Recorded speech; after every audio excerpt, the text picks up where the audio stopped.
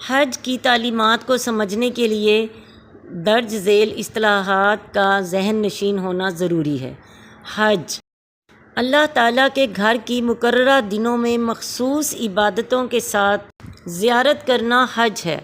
عمرہ ہل یعنی میقات سے احرام باندھ کر بیت اللہ کی مخصوص عبادتوں کے ساتھ زیارت کرنا عمرہ ہے۔ حج کی 3 قسمیں ہیں۔ پہلی قسم افراد، جو حج بالکل اکیلا کیا جائے، عمرہ ساتھ نہ ہو۔ دوسرا قران، حج اور عمرہ دونوں کو ملا کر کیا جائے، دونوں کی اکٹھی نیت کر کے پہلے عمرہ اور پھر حج بغیر احرام کھولے کیا جائے۔